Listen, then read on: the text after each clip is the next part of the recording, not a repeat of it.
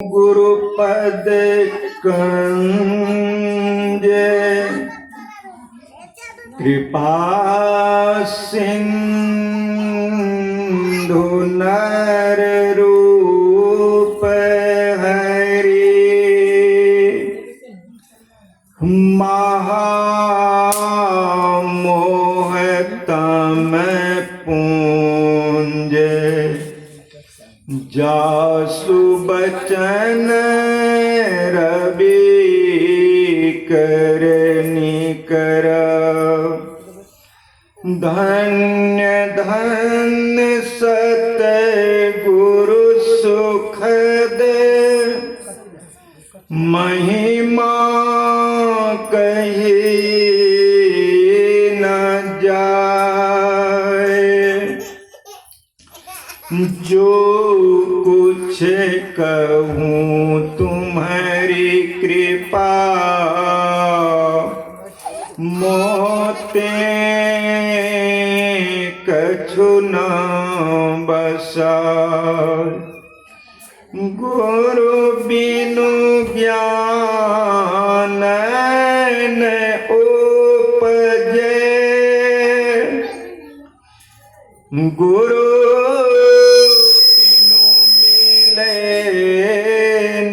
भेवे गुरु बिनु संशय ना मिटे। जय जय जय गुरुदेव। बोलिए प्रेम से श्री सद्गुरु महाराज की जय। श्री सद्गुरु महाराज की जय। श्री सद्गुरु महाराज की जय। अव्यक्त रूप में परमाराध्य श्री सद्गुरु भगवान के युगल चरणों में कोटि असंख्य प्रणाम। व्यक्त रूप में आए हुए सत्संगी बंधुओं तथा माता एवं बहनों,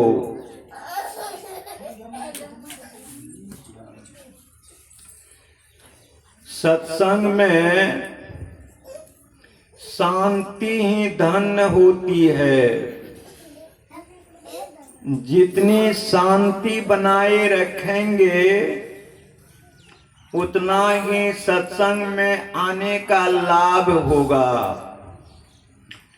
इसलिए सत्संग में किसी तरह का हलचल नहीं होना चाहिए, एकदम शांत भाव से सुनना चाहिए। तो हम लोग एक बात को समझ लें पहले।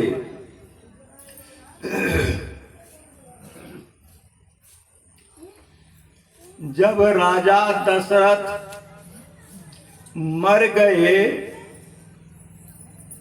तो भगवान राम तो जंगल चले गए थे। भरत जी थे घर पर। भरत जी आए थे ननिहाल से। तो भरत के द्वारा अथोचित दाह संस्कार करवाया गया और यह क्रिया कर्म भी किया गया। जिस तरह से हम लोग करते हैं वह किए। तो वहां पर देखिए श्राद्ध कर्म कराने वाले कैसा पंडित था, कौन करवाए थे? तो गुरु वशिष्ठ त्रिकालदर्शी, तीनों काल का बात को वह जानते थे, भूत भविष्य वर्तमान। वैसे पंडितों के द्वारा राजा दशरथ का क्रिया कर्म किया गया। लेकिन आप लोग जानते हैं कि क्रिया कर्म कराने के बाद राजा दशरथ कहाँ गए? किसी शास्त्र में ऐसा नहीं लिखा हुआ है कि राजा दशरथ को मुक्ति हुई, यानी मोक्ष हुआ। कहीं ऐसा जिक्र नहीं है शास्त्र में। जो गति एक गिद्धराज को हुई, आप लोग जानते हैं, जिस समय में सीता हरण हो गया, रावण सीता को विमान पर चुरा करके ले जा रहे थे आकाश मार्ग से, तो सीता विलाप करती हुई जा रही थी। तो राजा दशरथ का मित्र थे जटायु। जटायु ये आवाज को सुने, वह आए। सीता है राम करती हुई जा रही थी।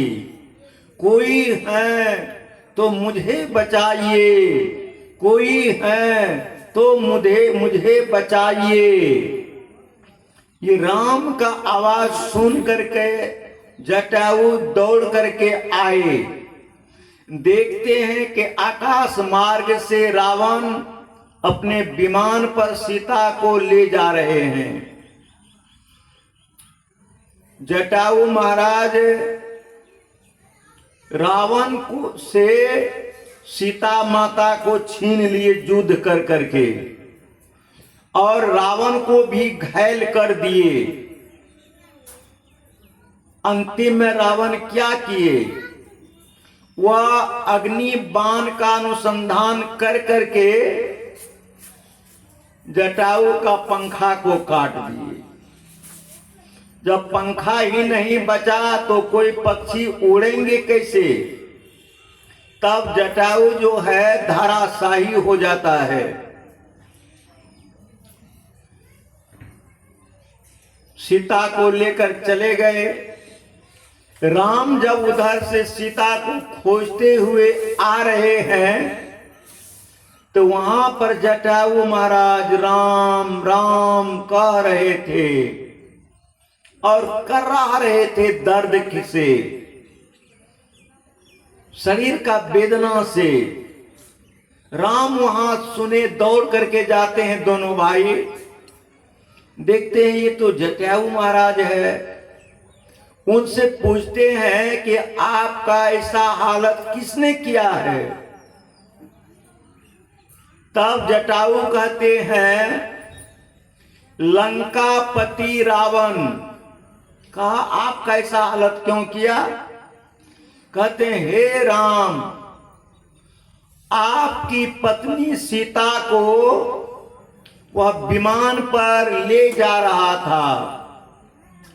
सीता को बचाने के लिए उनसे मैंने युद्ध किया, उनको मैंने घायल भी कर दिया, लेकिन वह हमको यह पंखा को जो है काट दिया।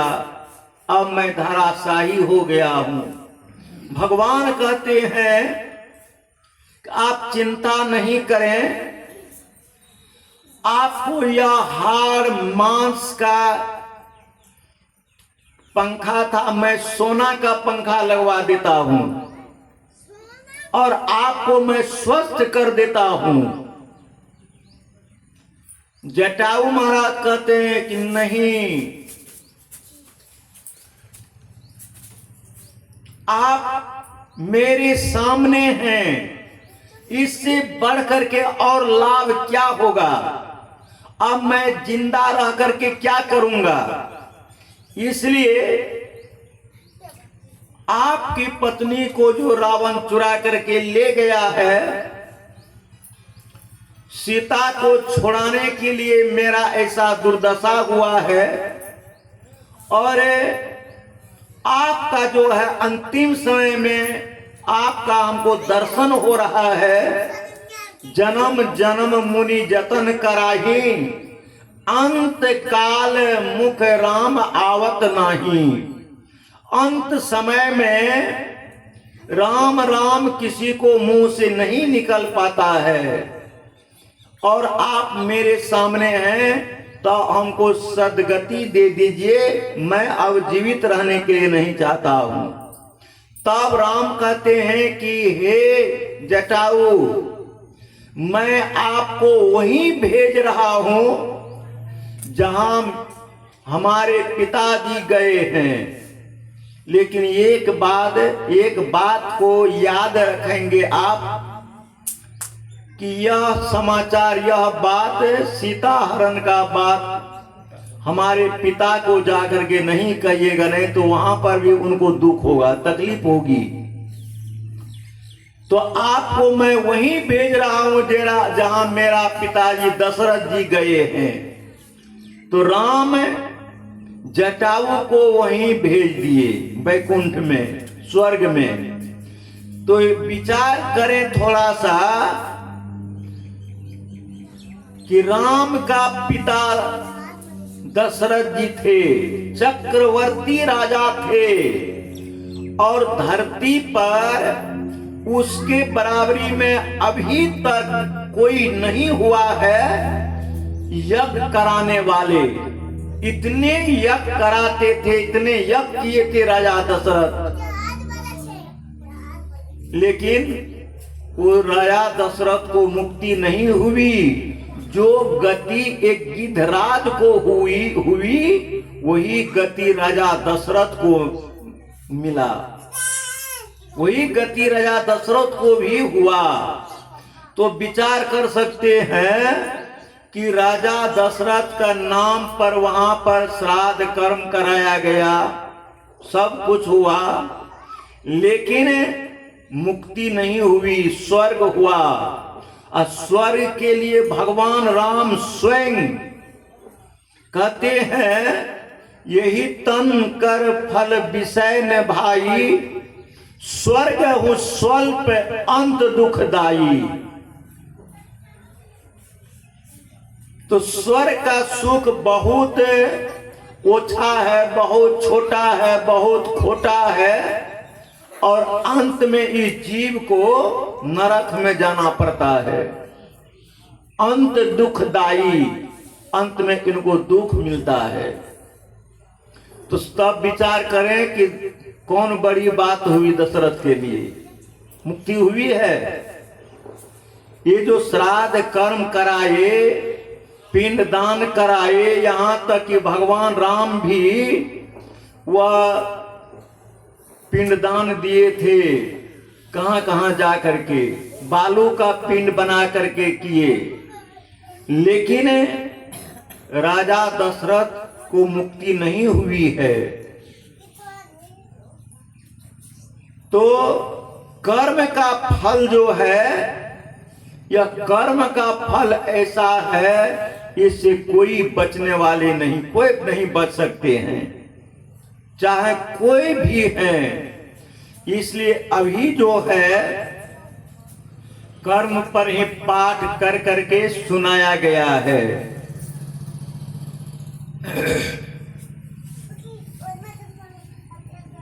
आप लोग जानते हैं कि भगवान राम वनवास का दूसरा दिन है, सिंगवेरपुर पहुंचे हुए हैं। सिंगवेरपुर में वह नदी के किनारे एक वृक्ष के नीचे में रात्रि विश्राम करने लगे।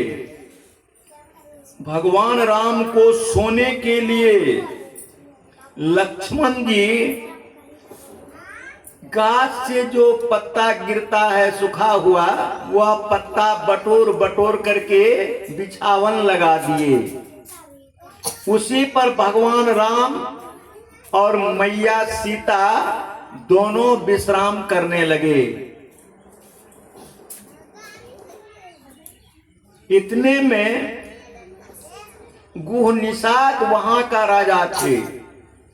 गुह निषाद को मालूम हुआ, पता चल गया कि मेरे राज में भगवान राम आकर के जंगल में डेरा रखे हैं, घास के नीचे में अपना डेरा रखे हैं। वे दौड़ते हुए आते हैं और भगवान राम से प्रार्थना करने लगते हैं कि प्रभु, हमको मालूम हुआ है कि कैकेयी माता ने आपका पिता से वरदान मांगा और उसमें वरदान में भरत के लिए राज, आपके लिए वनवास, तो आपको वनवास भेजवा दिया गया है। इसलिए 14 वर्ष तक मैं आपको अपना राज सपुर्द कर देता हूं और 14 वर्ष तक मैं आपका सेवक बन करके सेवकाई करूंगा। इसलिए आप चलें, सिंहवीरपुर का राजा बन करके रहें। भगवान कहते हैं कि नहीं, पिता ने दिन मोहि कानन राजू। कानन मतलब होता है जंगल। पिता हमको जंगल का राजा बना करके भेजे हैं, तो मैं अपना राजपाट पर जा रहा हूं। किसी का राज पर जाऊंगा सो बात नहीं है। इसलिए कहते हैं भगवान राम की चारि पदार्थ कर तल ताके, मातु पिता प्राण सम जाके। कहते हैं उस बेटा का हाथ में 4 पदार्थ आ जाता है। 4 पदार्थ कौन कौन? अर्थ, धर्म, काम और मोक्ष। किस बेटा को? कहते हैं जो बेटा अपने माता पिता को अपने प्राण से भी विशेष समझते हैं, अपने प्राण से भी विशेष मानते हैं। तो हमारे पिताजी जो हमको आदेश किए हैं, उनका आदेश का पालन करना मेरा कर्तव्य हो जाता है, मेरा धर्म हो जाता है। अगर पिता का आदेश का पालन नहीं करूंगा, उनका आदेश का उल्लंघन करूंगा, तो पिता को नरक हो जाएगा और हमको संसार में अपजस मिलेगा। इसलिए माफ कीजिए, मैं किसी का राज पर नहीं जाऊंगा। हमको तो 14 वर्ष तक जंगल में ही बिताना है, जंगल में ही रहना है। तब गुह निषाद अपना आदमी को जगह जगह पर नियुक्त कर दिए पहरा देने के लिए। सब कोई पहरा दे रहे हैं और भगवान राम, मैया सीता दोनों सो गए और लक्ष्मण जी दूर पर धनुष बाण लेकर के वह पहरा दे रहे हैं। तो गुह निषाद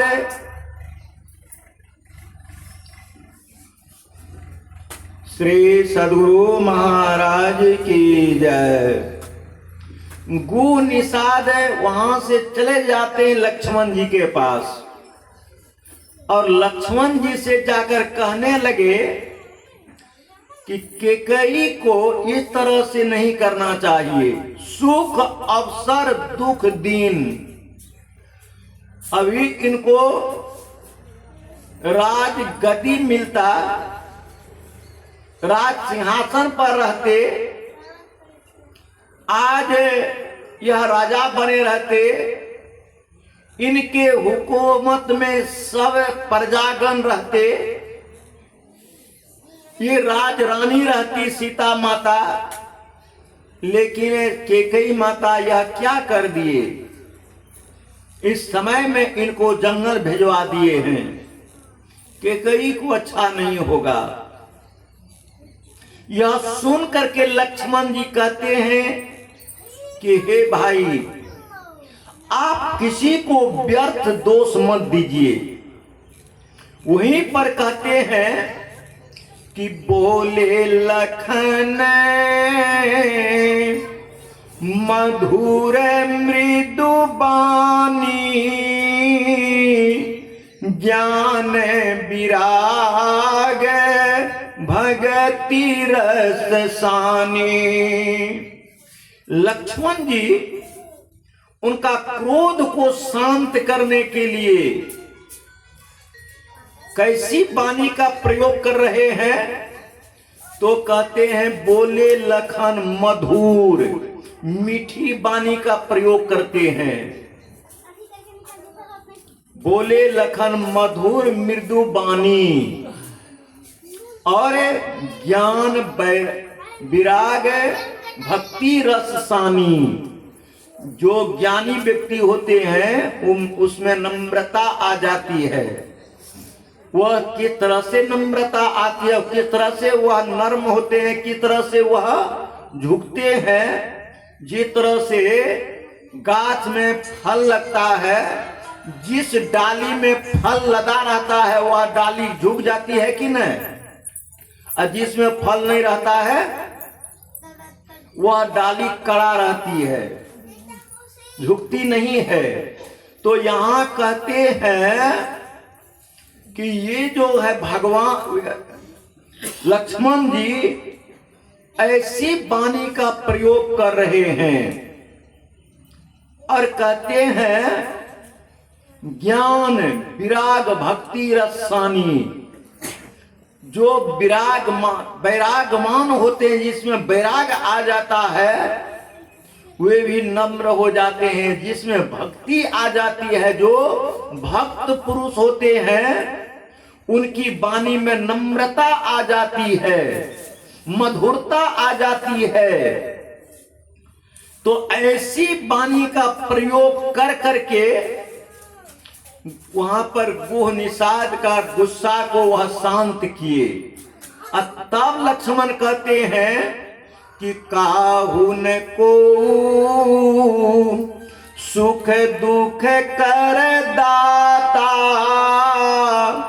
निज कृत कर्म भोग सुनो भ्राता।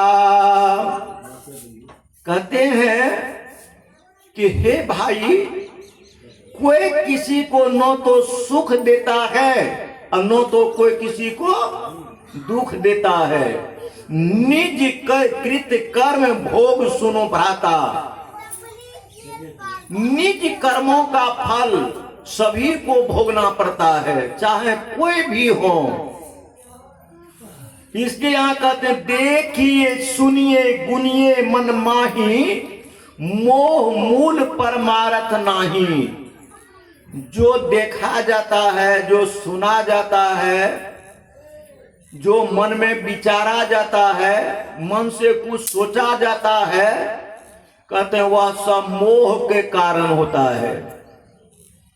मोह मूल परमार्थ नहीं, ये परमार्थ का काम उससे नहीं होता है। ये तरह से समझ लीजिए। यहाँ पर नरेश जी की पत्नी तो असार संसार को परित्याग करके चली गई, लेकिन उसके संबंध में इनके जितने परिवार के लोग हैं, इनके संबंधित सब शोकित हैं कि नहीं? मोहित, उस पर मोह है। तो ये मोह का कारण क्या है? ये परमार्थ नहीं है, ये तो संसार का जो है मोह है।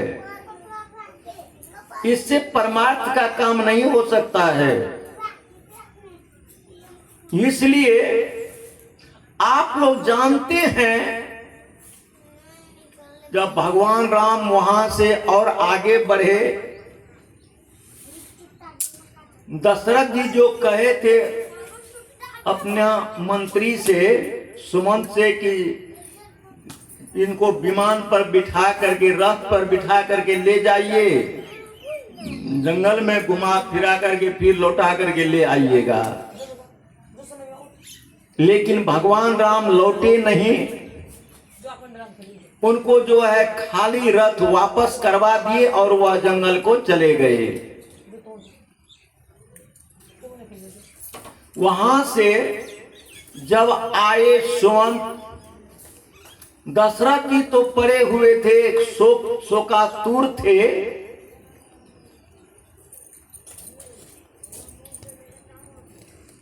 तो उसी समय में सुमंत पहुंचते हैं। पहुंचे, दशरथ जी कहते कौन सुमंत? राम आया। कहां है राम? कहां है राम? सुमंत कहने लगा कि वह नहीं आए, लौट करके वह जो है जंगल के ओर चले गए, लौटे नहीं। मैंने कितना हूं कहा, मैं भी दुखित होकर के लौटा हूं, लेकिन वह चले गए। जैसे दशरथ जी सुने कि वह चले गए, लौट करके नहीं आए, यह समाचार सुनते ही उनका शरीर में वेदना उत्पन्न हो जाता है और वह छटपटाने लगता है, चिल्लाने लगता है। जिस तरह से मछली को पानी से निकाल देने पर मछली छटपटाने लगती है पानी के बिना, उसी तरह से दशरथ जी को होने लगा कि राम के बिना, राम का समाचार सुनने पर वह छटपटाने लगा और कहने लगा हे कौशल्या दौड़ो। तो कौशल्या दौड़ करके आती है और कहती है पति देव आपको क्या हो गया तुरंत? आप तो तुरंत अभी ठीक थे, लेकिन क्या हो गया? दशरथ जी कहते हैं कौशल्या हमको अपने कर्म का फल आया है भोगाने के लिए। कौशल्या कहती है आप तो चक्रवर्ती राजा और आप जितने यज्ञ याजन कराए, इतने जो है पुण्य का काम किए, फिर आपसे ऐसा कर्म कब हुआ कि आप कहते कि मेरा अपने किए हुए कर्मों का फल आया है भोगाने के लिए? दशरथ जी कहते हैं कौशल्या जवानी अवस्था में मैं जंगल गया था शिकार खेलने के लिए। शिकार नहीं मिलने के कारण मैं एक वृक्ष के नीचे में बैठा हुआ था। उसी समय में श्रवण कुमार अपने माता पिता को, उनका माता पिता अंधे थे, अंधा अंधी, अपने अंधा अंधी पिता और माता को बहंगा पर लेकर के तीर्थ कराने के लिए जा रहे थे। और जिस जंगल में मैं बैठा हुआ था, उस जंगल में जब श्रवण पहुंचता है तो उनका पिता और उनकी माता कहने लगे श्रवण हमको जोरों की प्यास लग गई है, पानी ला करके पिलाओ। श्रवण का एक वृक्ष के नीचे में अपने माता पिता अंधा अंधी को रख दिए और खाली घड़ा, खाली बर्तन लेकर के जाते हैं सरजू नदी में पानी भरने के लिए। जैसे खाली बर्तन को पानी में डुबाया गया, तो खाली बर्तन जब पानी में डूबेगा तो घरघराहट की आवाज होगी कि नहीं? तो घरघराहट की आवाज हुई, मेरा कान तक वह आवाज चला आया। दशरथ जी कहते हैं वह आवाज को सुन करके मैं शब्द वेदी बाण जानता था। जिधर से आवाज आती थी वह बाण उधरे जाकर के उनको वेद देता था। मैंने वही बाण छोड़ दिया। वह बाण जा करके श्रवण का छाती में चुभ जाता है। जैसे छाती में मेरा बाण चुभ गया, श्रवण धाराशाही हो जाता है और वह चिल्लाने लगता है, मैंने किसका क्या बिगाड़ा जो आज मेरा वह बिगाड़ दिया है। मैं तो अपने माता पिता का एक सहारा था, अब मैं चला जाऊंगा, हमारे पिता और माता का सहारा कौन होंगे, कौन उनको अब देखेंगे। वह रोने लग जाते हैं, कहते हैं हे कौशल्या, जब यह आवाज मैंने सुना तो मैं दौड़ करके गया श्रवण के पास। श्रवण को मेरा बाण लगा हुआ था, वह छटपटा रहा था और हमको देख करके श्रवण कहने लगा, हे दशरथ, मैं तो अब प्राण त्याग दूंगा, लेकिन यह पानी है, यह पानी लेकर के जाइए, हमारे माता पिता फलना गाछ के निकट है, उनको कम से कम पिला दीजिए जा करके, नहीं तो वे भी प्यासे मर जाएंगे। दशरथ जी कहते हे कौशल्या, मैंने वह पानी वाला बर्तन उठाया और ले करके चला।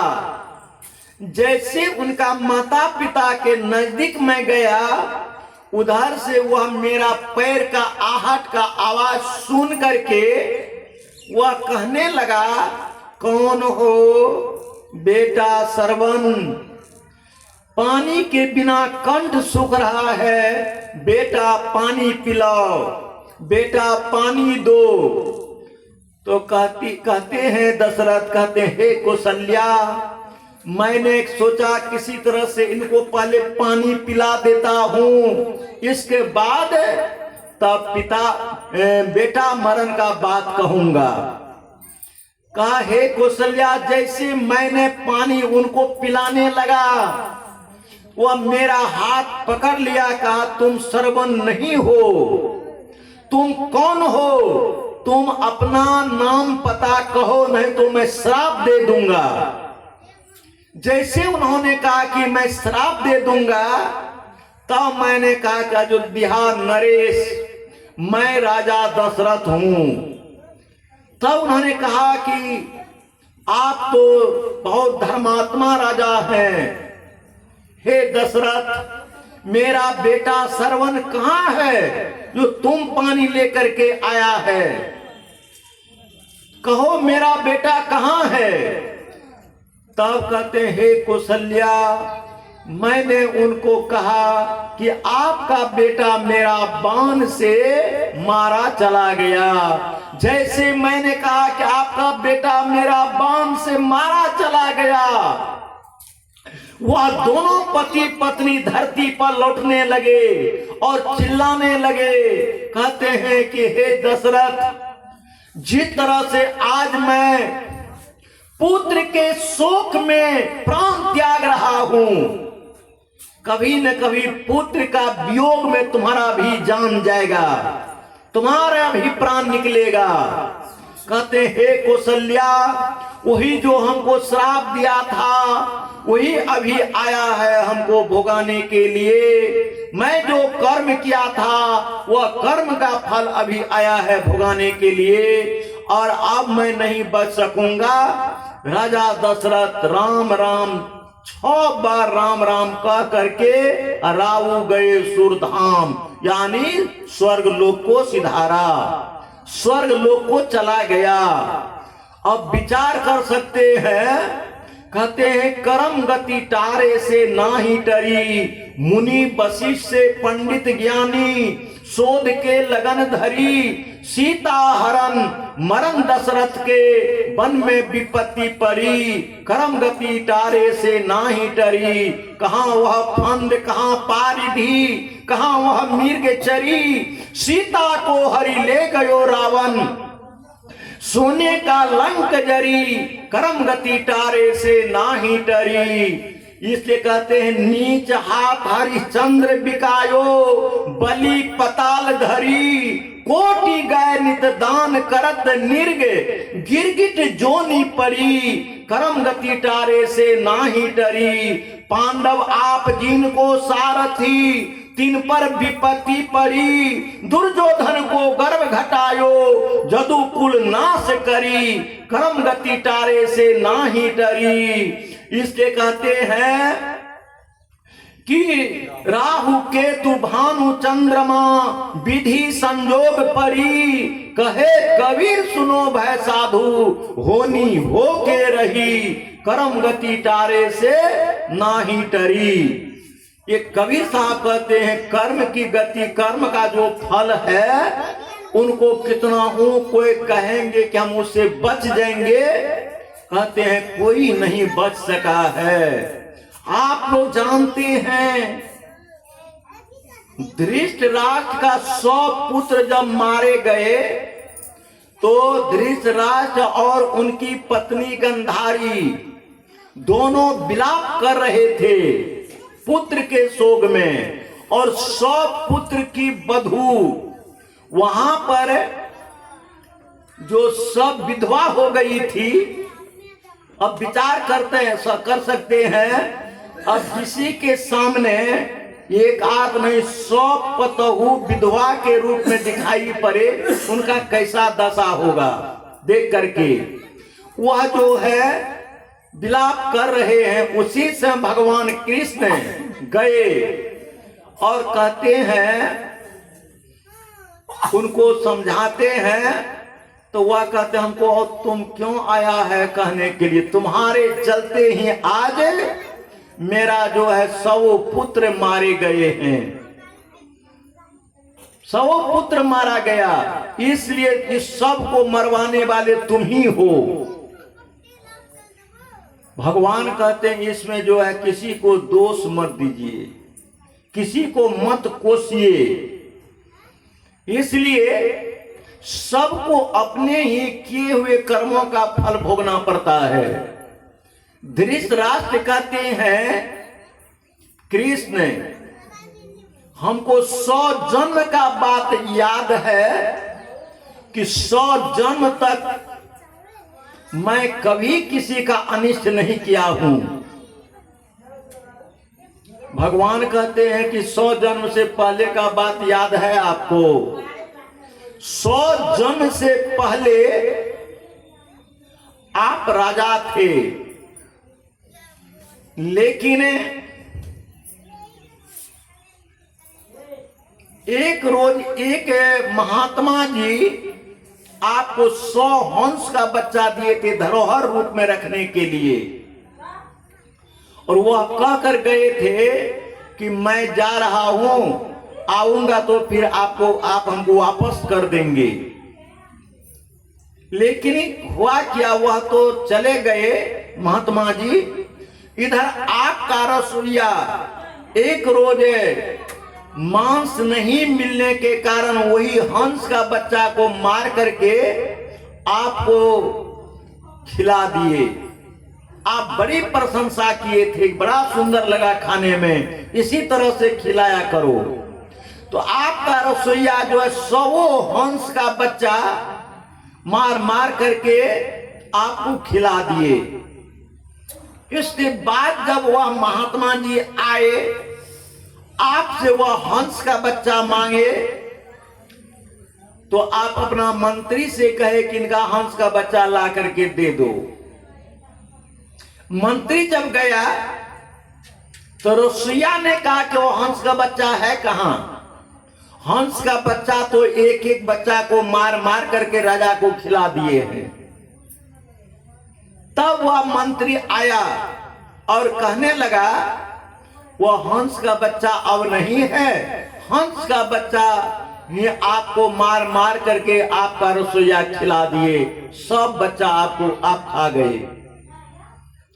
जैसे वह महात्मा जी सुने कि मेरा 100 हंस का बच्चा ये राजा खा गए, तो वहीं पर वह श्राप दिए। कहते हैं कि जिस तरह से मेरा 100 हंस का बच्चा खाए हो, उसी तरह से किसी न किसी जन्म में तुमको 100 पुत्र होगा और 100 पुत्र तुम्हारे सामने मारा जाएगा। कहते हैं कि हे धृतराष्ट्र, वही जो आपको श्राप मिला था कि 100 जन्म के बाद आपको वह कर्म का फल मिला है, वही आप भोग रहे हैं। तो विचार कर सकते हैं कि 100 जन्म का बाद कर्म का फल आता है भोगाने के लिए, तो हम लोग कौन खेत के मूल्य हैं, कौन खेत के मूल्य हैं।